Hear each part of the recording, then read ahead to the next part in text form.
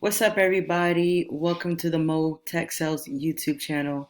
I am Maury, and in this video, I'm going to be talking about what is a software sales career, what you can be expected to do as a software sales rep or a tech sales representative.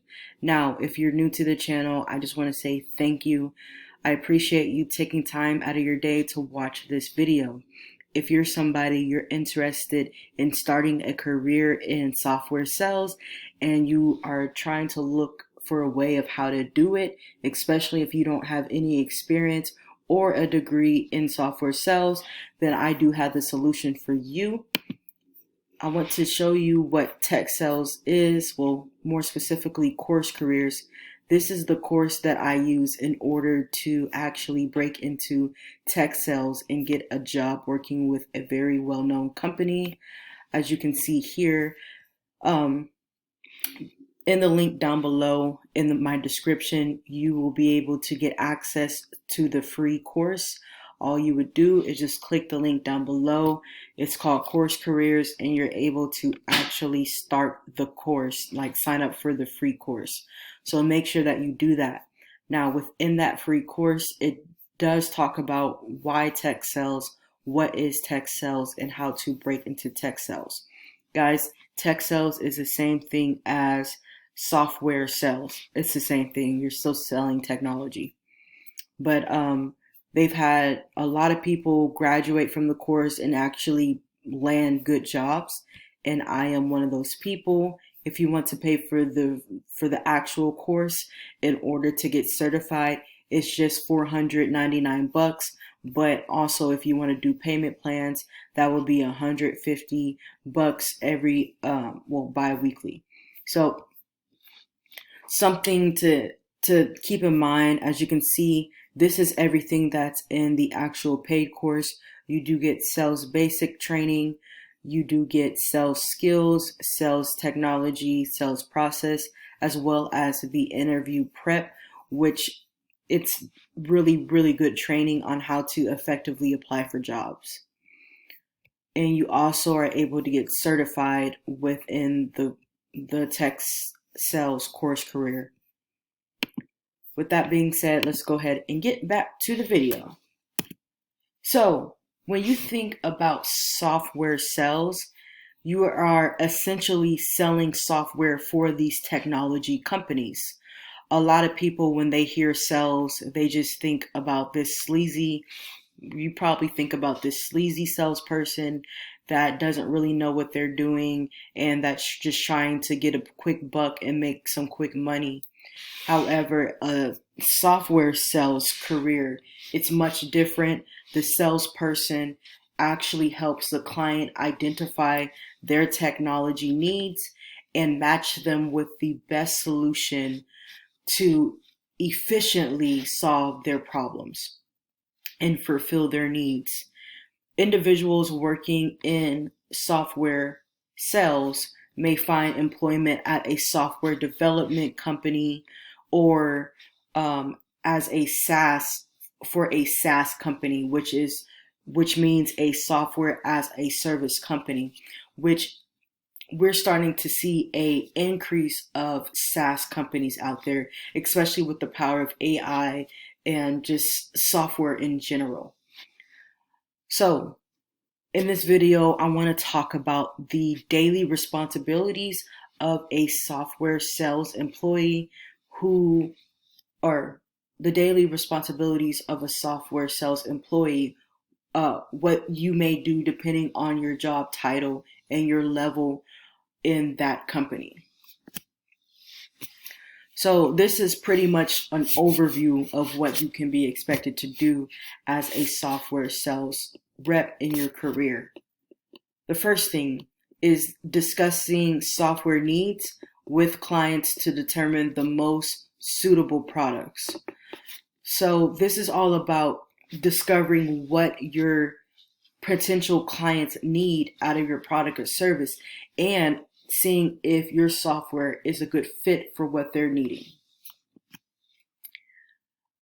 The next thing is you're advising clients on technical matters regarding their software options. So the clients that you're going to be working with may not know much about technology. And so that's where you will come into play as a software representative or a software sales representative. They expect you to know the ins and outs of the technology that they're buying, like the user, I guess, front end of the product, learning how to maneuver, what they need, how can they get the best use out of that product or service that you're offering. As a software sales representative, you're also presenting the highlights, product features. So I would highly recommend tailoring this to what the client or the lead needs the most, and tailoring those specific features that your platform or your service has to offer, and highlighting that in your presentation, because not every customer is going to need the same thing.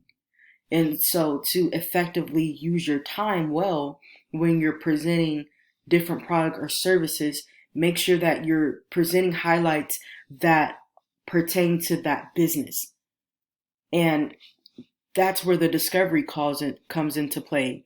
If you're asking really, really good qualifying questions, you're going to be able to have a good idea as to what your potential client is going to need the most out of your product. So when it gets time to demonstrate your product or service, you're only highlighting the specific features that your client can benefit from. All right, another thing that you're going to be doing is submitting orders for sales processing. So essentially, this means you're going to be filling out negotiating contracts, going to be filling out quotas, and making sure those orders are going through. That's where you're generating the money. This is more so for a closing role too. If you're an account executive, you're going to be submitting orders for the sales processing, making sure orders are going through, essentially closing the deal. All right, the next one is negotiating service agreements and product prices with clients. So this is more so, again, a closing role. If you are an account executive, you are essentially negotiating what pricing y'all agreed upon. If you're giving out discounts, if you're giving out partnership programs and stuff like that, you're coming to an agreement. Both parties agree on your end as well as on the client's end, and getting those papers signed.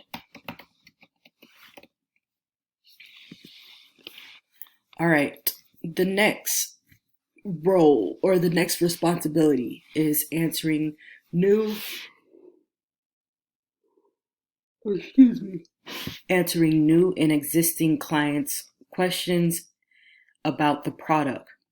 So when you're going through the sales process, you're going to notice that pretty much every client is going to have questions about the product. These are known as frequently asked questions. So being a software sales representative, you need to be able to answer those questions. If you don't know the questions, then if you don't know how to answer those questions and you don't know the answer, you can always go back to your team and figure out who knows that answer for you. Okay, the next one is advising clients on user training. So when a client signs up for your product or service, since it's technology, especially, they're going to need training on how to use the product or service. So that's where you will come into play. It's kind of part of the onboarding process as well. You're going to make sure that they understand how to use their product or service. And for some companies, they have a designated, I guess, tech support, or just somebody that's there to help with training and answer all the training questions and make sure that the client has all their users trained up and knowing how to actually use a product or service. But essentially, it's your job to initiate the client on training. All right. And guys, these are kind of all over the place. Next, we have scheduling meetings with clients to discuss the product performance. This is more so after they sign up for that product. They're going to need they're going to need performance updates, collaborations with that. What can we do better with with our software? How can we improve?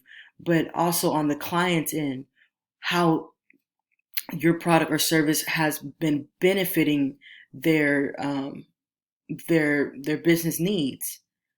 Is it, like, for example, the company I work for is a website hosting company, and they do have, I know the account managers do have meetings with their already existing clients and just making sure that their product or service is actually benefiting the client. And that could be for maybe page boost in my case.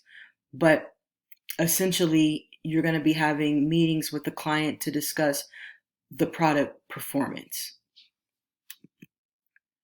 Okay, next we have communicating clients' needs with software developers, managers, and executives. So this also is connected to those questions that the client would most likely ask you. There are going to be questions that are too technical for you and you may not know the answer. You may not be able to answer that question, but you can always go to your software developer as well as your managers and your executives to clarify and get those answers out to the client so that way they know. All right, if you've gotten this far, I just want to thank you for taking time out of your day to watch this video. I hope this gives you a better idea of what you can expect to be doing as a software sales career, and your software sales career is very, very lucrative. Again, if you're somebody that's thinking about actually starting a career in software sales, I would highly recommend checking out Course Careers. Again, this is a very, very great course to be a part of, and you're able to learn everything that you need to know about how to get an entry-level job for tech sales. So with that being said, if you have any questions, comments, concerns, you can leave them down in the comments, or you can message me directly to my LinkedIn, which is left in the description below as well. And as always, have a good day. Peace.